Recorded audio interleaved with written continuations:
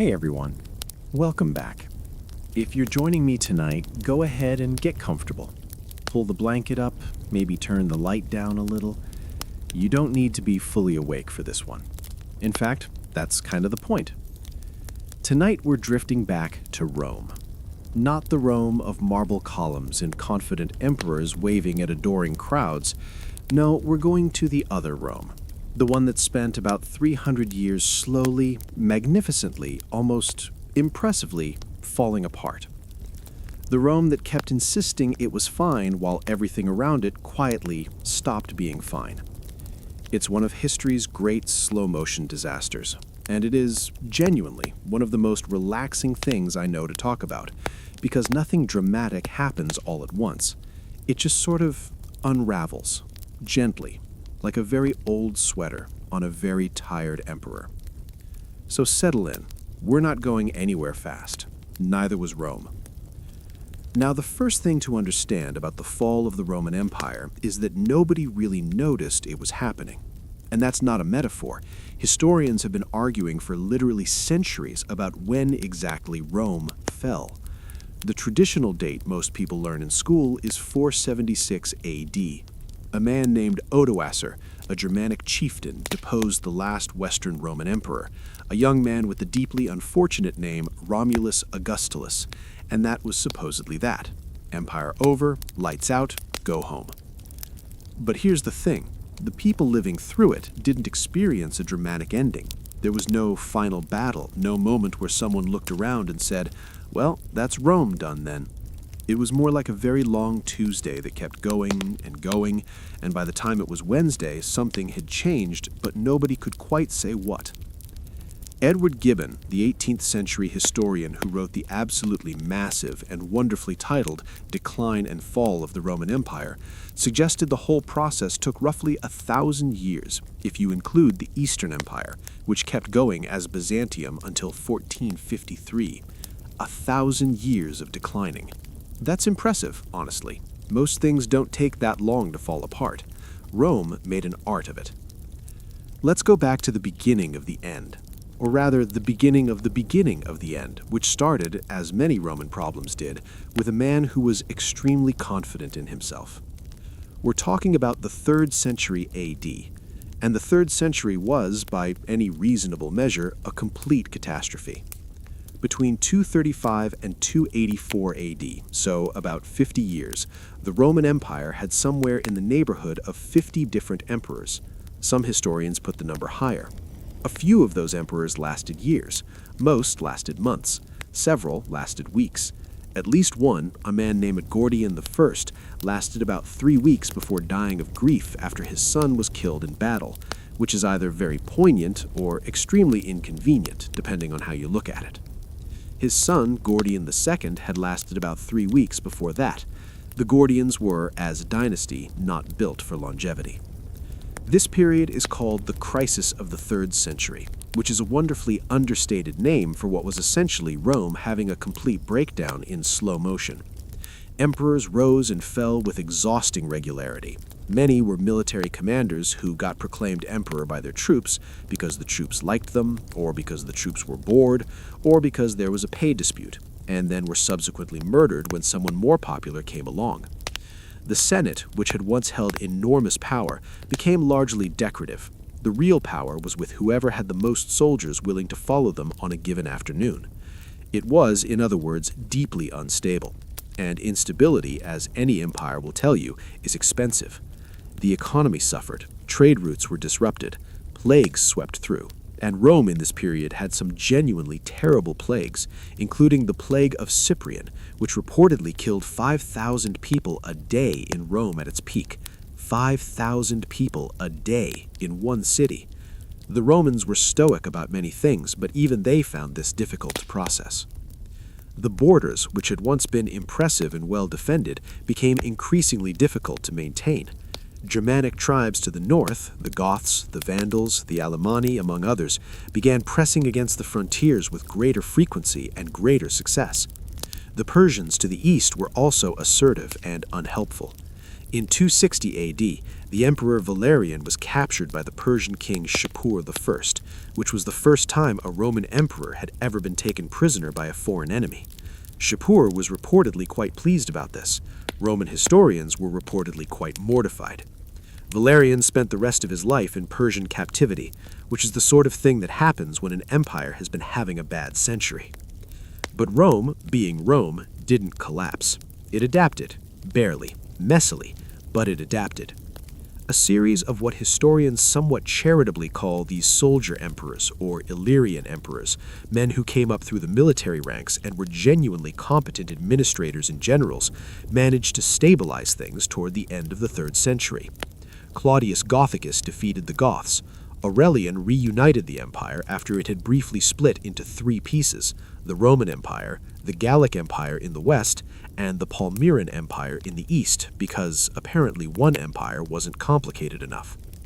Aurelian was nicknamed Restitutor Orbis, Restorer of the World, which sounds grand, and he had earned it, though he was subsequently murdered by his own officers in 275, which is the sort of thing that happens when an empire has been having a bad century. And then there was Diocletian. Diocletian came to power in 284 AD, and he is one of those historical figures who, depending on who you ask, either saved the Roman Empire or simply delayed its inevitable collapse in a more organized fashion. Both of these things might be true simultaneously. He was born Diocles, the son of a freed slave or scribe, sources disagree, from the province of Dalmatia, which is modern-day Croatia. He rose through the military, because that was how you rose in the 3rd century, and he was proclaimed emperor by his troops after the previous emperor, Numerian, was found dead in his litter, apparently being murdered by his father-in-law, who had been carrying him in the litter and hoping nobody would notice the smell. This is not a joke. That is apparently what happened. The Roman Empire in this period was not subtle. Diocletian was, unlike many of his predecessors, methodical. He looked at the sprawling, nearly unmanageable expanse of the Roman Empire and concluded, reasonably, that one man could not run all of it. So he didn't try.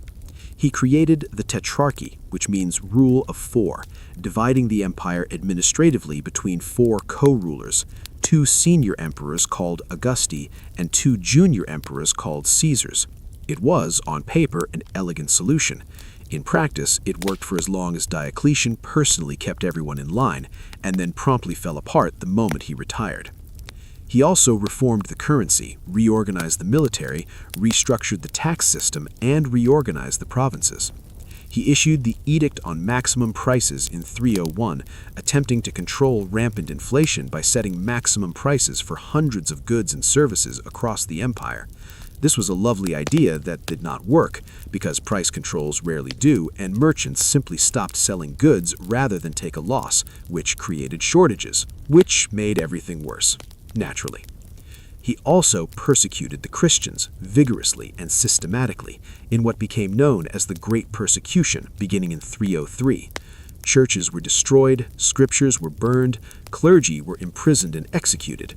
This was, in retrospect, spectacularly bad timing, because within a decade, Christianity would be on its way to becoming the official religion of the empire.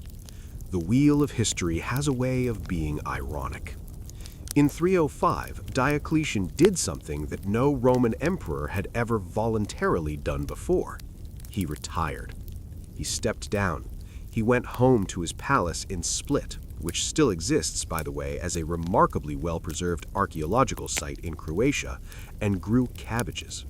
He famously, allegedly, told his co-emperor Maximian, who wanted him to come back to power, "If you could show the cabbage that I planted with my own hands to your emperor, he definitely wouldn't dare suggest that I replace the peace and happiness of this place with the storms of a never-satisfied greed."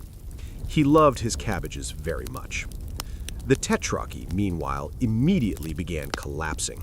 Within a year of Diocletian's retirement, there were 6 different claimants to various imperial thrones, because the system he had carefully designed to prevent civil war had no built-in mechanism for actually preventing civil war once he wasn't there to make everyone behave. Various co-emperors and their sons fought each other with enthusiasm. Out of this chaos emerged Constantine. Constantine I, later called Constantine the Great, is one of those figures who towers so large over history that it's easy to forget how contingent his rise was. He was not supposed to be the one who won. He was the son of the Caesar Constantius, which gave him some claim to legitimacy, but he was one of many claimants, and the system was not designed to accommodate dynastic inheritance. His troops, stationed in Britain when his father died in 306, proclaimed him emperor anyway, because, again, that was just what troops did. And he spent the next 18 years fighting his way to sole control of the empire. The decisive moment came in 312, at the Battle of Milvian Bridge just north of Rome, where Constantine defeated his rival Maxentius. Before the battle, and this is where history gets interesting, Constantine reportedly saw a vision, either in the sky or in a dream, of a Christian symbol accompanied by the words, "In this sign you will conquer." He had the symbol painted on his soldiers' shields. He won the battle. Maxentius drowned in the Tiber when the pontoon bridge he was retreating across collapsed, which is both historically significant and somewhat undignified. Whether Constantine genuinely converted to Christianity or simply recognized it as a useful political tool is a question historians still debate with great energy. Possibly both. He issued the Edict of Milan in 313, which granted religious tolerance throughout the empire, ending the persecutions. He convened the Council of Nicaea in 325 to sort out various theological disputes that were causing Christians to argue with each other very loudly. He built a new capital in the east, Constantinople, named with characteristic modesty after himself, on the site of the Greek city of Byzantium. He also murdered several members of his own family, including his son Crispus and his wife Fausta in 326, for reasons that are not entirely clear and which ancient sources handle with a certain delicate vagueness. Crispus was executed first, then Fausta was suffocated in an overheated bath. Some sources suggest Fausta accused Crispus of improper advances, others suggest Fausta had fabricated the charges. Neither possibility reflects well on anyone involved. Constantine reportedly did not speak of either of them again. He was, in many ways, a very effective emperor who also did some genuinely terrible things. This was, historically speaking, a fairly standard combination. Constantine died in 337, and the empire he left behind was immediately divided among his 3 surviving sons and 2 nephews, who then spent several years killing each other until only the 3 sons were left, and then the 3 sons spent years killing each other until only one was left, Constantius II, who died in 361 without resolving very much. Let's pause here for a moment on Julian. Julian is one of history's great almost stories. He gets a relatively small amount of attention given how genuinely interesting he was, possibly because he lost in the end and history tends to be written by the winners. Or possibly because the winners in this case were Christians, and Julian had made himself extremely unpopular with the Christians. Julian was a nephew of Constantine the Great. Most of his family had been killed by his cousins shortly after Constantine died, a purge of potential rivals so thorough that Julian and his older brother Gallus were essentially the only male relatives of Constantine who survived, and they survived largely because they were young enough to be considered non-threatening. Julian spent much of his childhood under a form of comfortable house arrest, educated but isolated, which gave him a great deal of time to read. He read a lot of philosophy. He became deeply interested in Neoplatonism and the traditional Greco-Roman religious traditions that Christianity was in the process of displacing. By the time he was a young man, he had privately rejected Christianity entirely. He kept this to himself because it would have been extraordinarily dangerous to reveal it, and Julian was intelligent enough to know that. His cousin, Constantius II, desperate for family he could use without trusting, eventually made him Caesar and sent him to Gaul, which was having trouble with Germanic tribes.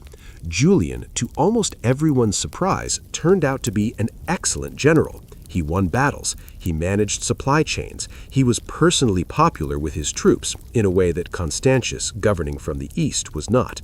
In 360, Constantius ordered Julian's best troops transferred to reinforce the Persian frontier. The troops refused to go, proclaimed Julian Augustus instead, and another civil war seemed inevitable.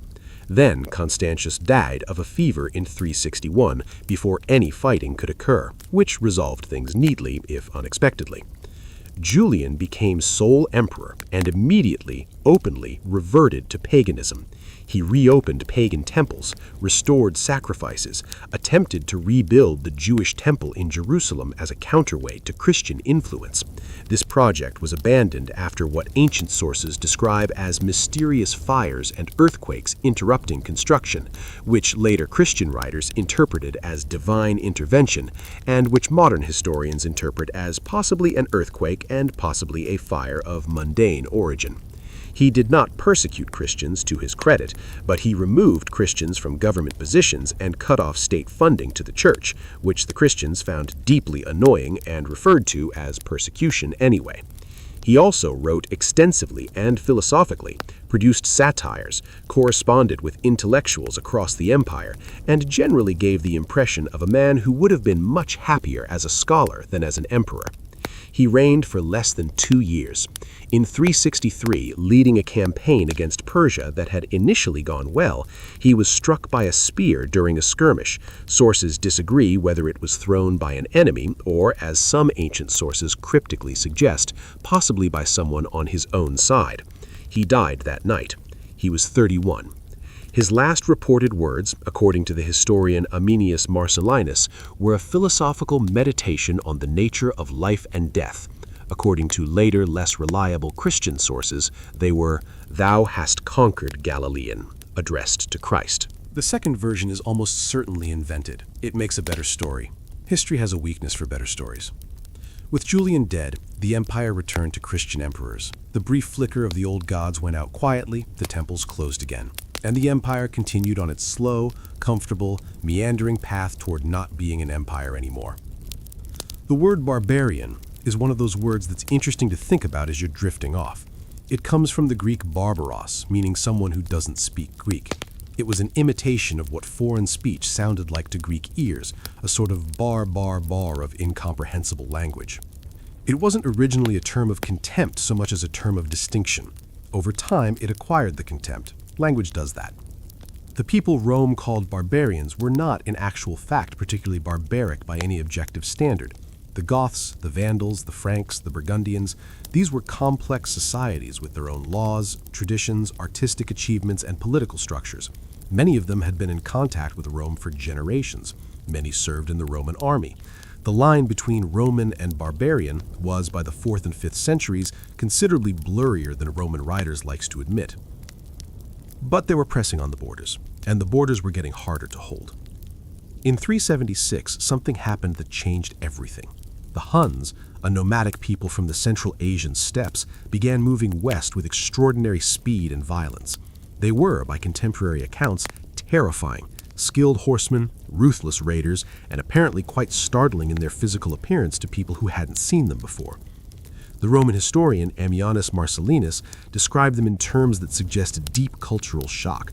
They lived on horseback, he said. They slept on horseback. They concluded business deals on horseback. They barely cooked their food, and they were not particularly interested in anyone's opinion about any of this. The Huns drove the Visigoths, the Western Goths, out of their territory north of the Danube.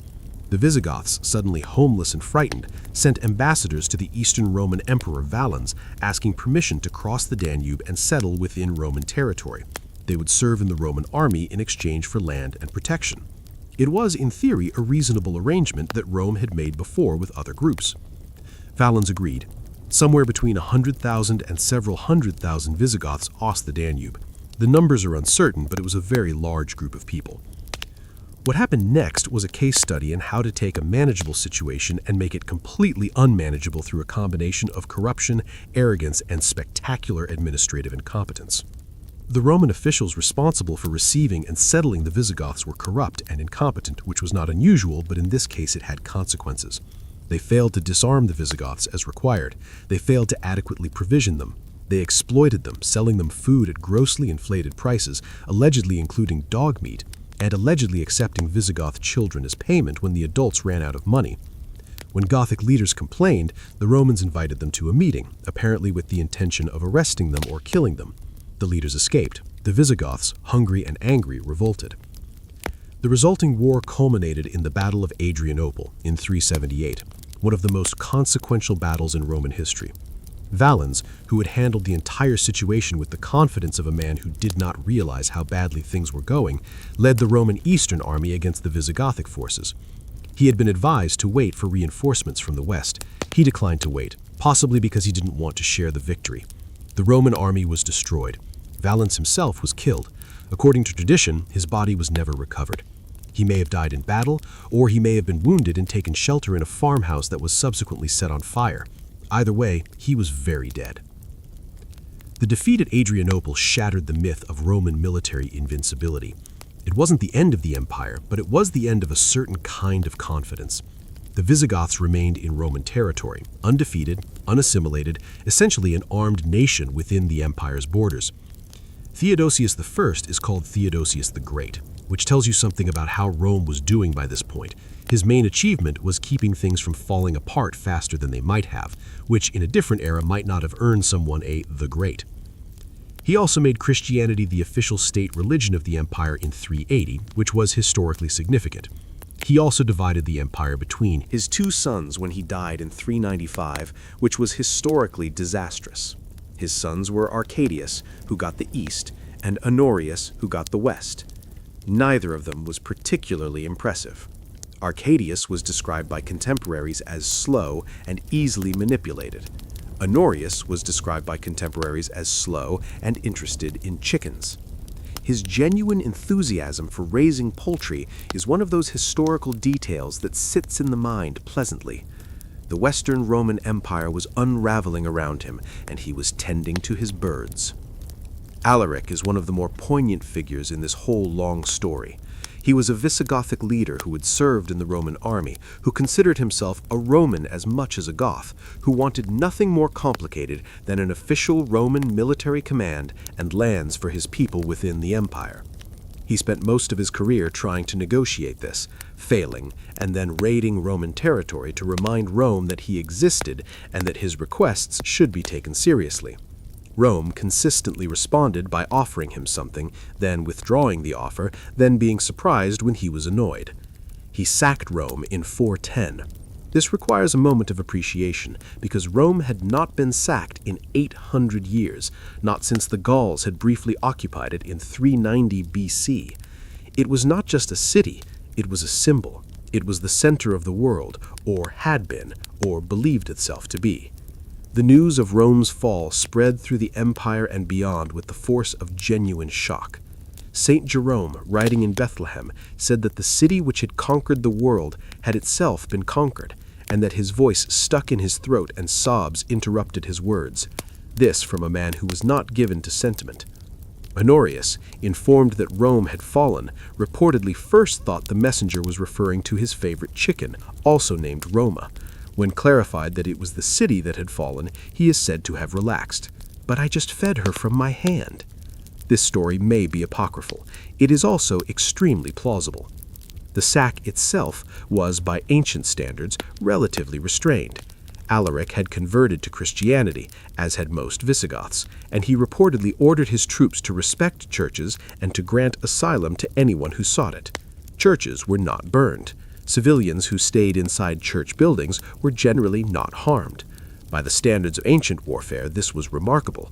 By the standards of a symbol-laden catastrophe that shook the foundations of Western civilization's self-image, it was still a sack of Rome. Alaric died later that year, somewhere in southern Italy, probably of fever. He was buried, according to tradition, in the bed of the Busento River.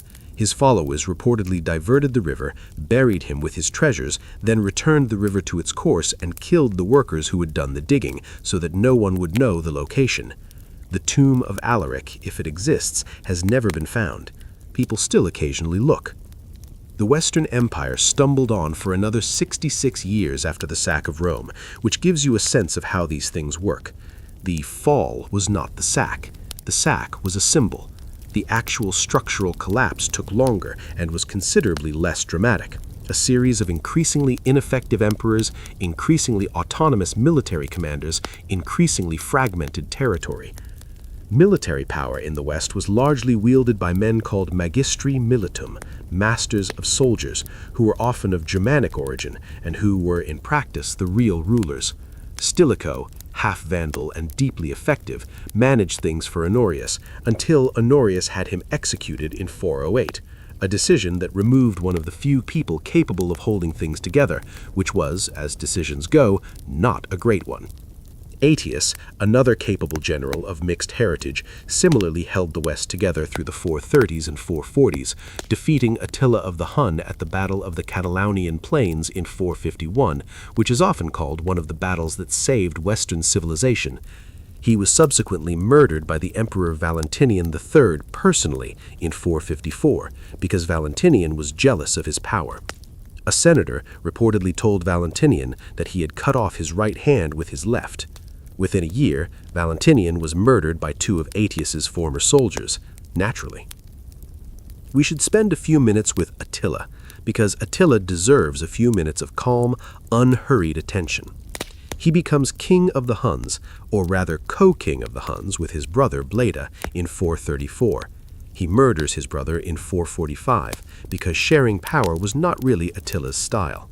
From roughly the mid-440s until his death in 453, he is the most feared man in the known world. The Huns, under his leadership, swept across vast stretches of territory, collecting tribute from both the Eastern and Western Roman empires with cheerful regularity. When the tribute slowed or stopped, he invaded. When people looked like they might resist, he destroyed cities with comprehensive thoroughness. He campaigned through the Balkans, through Gaul, into Italy. He sacked Aquileia so completely that it ceased to exist as a city. Refugees from Aquileia reportedly fled to the lagoons at the head of the Adriatic, which in time would become Venice. Attila, without intending to, may have founded Venice. This is the kind of historical irony that should please everyone. In 452, he invaded Italy and seemed poised to march on Rome. Then, mysteriously, he stopped. He met with Pope Leo I at the River Mincio and turned around. No one is entirely certain why. Ancient Christian sources said Leo's words and presence alone convinced him, possibly with some supernatural assistance. More practical modern historians note that famine and plague were rampaging through Italy, that a Byzantine army was threatening his rear, and that practical military calculations probably factored into the decision. Possibly both. Attila may have been persuadable by Leo, while also being aware that his army was hungry and he had enemies behind him. He died the following year, 453. He had taken a new wife. He had many wives because he was Attila, a woman named Ildico. On the morning after his wedding night, he was found dead in bed. He had suffered a massive nosebleed in the night, apparently while unconscious or deeply asleep after drinking heavily, and had drowned in his own blood. This is how the scourge of God, the man who had terrified two empires, met his end, in bed, at his own wedding, with a nosebleed. His empire, which had been essentially his personal project, immediately fractured after his death among his many sons, who were unable to agree on much. The Huns as a political force essentially dissolved within a generation. The threat that had haunted Europe for decades evaporated with surprising speed. The Eastern Empire, which had been paying the Huns enormous quantities of gold in tribute for years, quietly stopped paying. There was nobody left to pay. After Attila, the Western Empire had about 23 years left. They were not particularly distinguished years. West had 9 emperors. Most of them were puppets of whoever commanded the military at the time. The real power sat with a succession of Germanic commanders.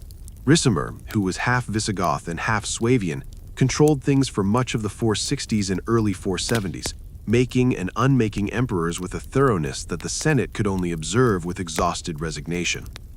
In 455, the Vandals, who had established a kingdom in North Africa, sailed to Rome and sacked it again. This sack is remembered in the word vandalism, which is unfair to the actual Vandals, who were, again, by ancient standards, not exceptionally destructive. Their king, Gaiseric, reportedly told his troops to avoid bloodshed and arson and focus on portable valuables, which is a pragmatic approach to sacking that shows more organization than the word has come to imply. They stripped Rome of its portable wealth systematically over about 2 weeks, took thousands of prisoners for ransom, and sailed home. The Empress Eudocia, who had somewhat remarkably invited the Vandals by sending a message to Gaiseric asking for his help, she was unhappy with the new emperor, Petronius Maximus, who had killed her husband and forced her to marry him, went with them. History is full of unexpected alliances. The last Western Roman emperor, the young Romulus Augustulus, was deposed by Odoacer in 476. Odoacer was a Germanic chieftain of uncertain ethnic origin, possibly Scyrian, possibly Hunnic, sources are unclear, who had been serving in the Roman army. His troops proclaimed him king. He marched on Ravenna, which had replaced Rome as the western capital, being easier to defend, deposed the 16-year-old Romulus, and sent the imperial regalia to Constantinople with a note essentially saying that the West didn't need a separate emperor anymore. He did not kill Romulus. He sent him to a comfortable retirement in a villa in Campania with a pension. This is touching in a way.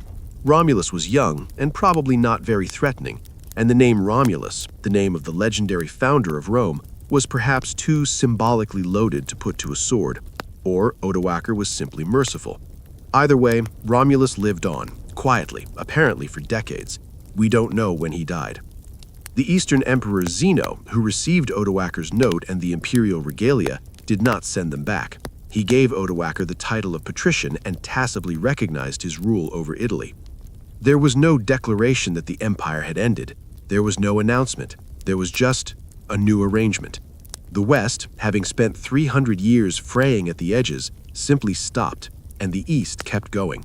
Constantinople would stand for another 1,000 years. This is perhaps the most enjoyable part of the whole subject, because the question of why Rome fell has generated more historical argument than almost any other question in Western historiography. And the arguments are still going, and they will probably still be going long after everyone arguing them is gone. Edward Gibbon, writing in the 18th century, blamed Christianity, or rather the values Christianity introduced into Roman culture: humility, pacifism, otherworldliness, a focus on the next life rather than this one. He argued that the Roman martial spirit was sapped by a religion that counseled turning the other cheek. This was a provocative argument that got him in considerable trouble with the church in his own time. Modern historians find it interesting but incomplete. 19th century historians tended to emphasize the barbarian invasions, simple military pressure from outside that an overextended empire couldn't resist. This has some merit. The invasions were real and they were consequential. But Rome had survived barbarian invasions before, and the question of why it couldn't anymore circles back to internal weaknesses. Economic historians have emphasized the empire's monetary problems: debasement of the currency, inflation, disruption of trade networks, the increasing cost of maintaining the military, declining agricultural productivity in some regions. The Roman economy in the late empire was strained in ways that made everything else harder. Political historians note the structural instability, the lack of a reliable mechanism for imperial succession, the near-constant civil wars of the 3rd century, the fragmentation of power between military commanders who had more loyalty to their troops than to any abstract notion of Rome. Some modern historians emphasize climate change. The Roman warming period, which had supported agricultural productivity, gave way to a cooler, drier period in the late empire. Some emphasize pandemics. The Antonine plague of the 2nd century and the plague of Cyprian in the 3rd had devastating demographic effects. Peter Heather, in his 2006 book, The Fall of the Roman Empire, put heavy emphasis on the external pressure from the Huns and the consequent movement of Gothic peoples into Roman territory as the primary driver. Brian Ward Perkins, in The Fall of Rome and the End of Civilization, published the same year, argued that the fall was a genuine catastrophe that produced a measurable decline in material standards of living across Western Europe, that it wasn't just a transformation, it was a collapse that real people experienced as a terrible thing. Walter Goffard and others in the Transformation School argued more gently that the late Roman world gradually transformed into the medieval world, and that looking for a dramatic collapse misses how gradual and multifaceted the process was. They are all, probably, somewhat right. Empires don't fall for one reason. They fall because 100 different things go wrong over a long enough period, and the systems that might have corrected those things stopped working, and the people who might have noticed stopped noticing, and eventually the word Roman meant something different than it had before, and then it meant something different still, and then it was something that scholars wrote books about. Gibbon spent 20 years writing those books. They are very long. They are also, if you read them at the right time of night, quite soothing. There is something restful about the very sweep of the subject, the sense that everything, given enough time, changes, and the change is neither purely catastrophe nor purely progress, but simply the way that time moves through human arrangements.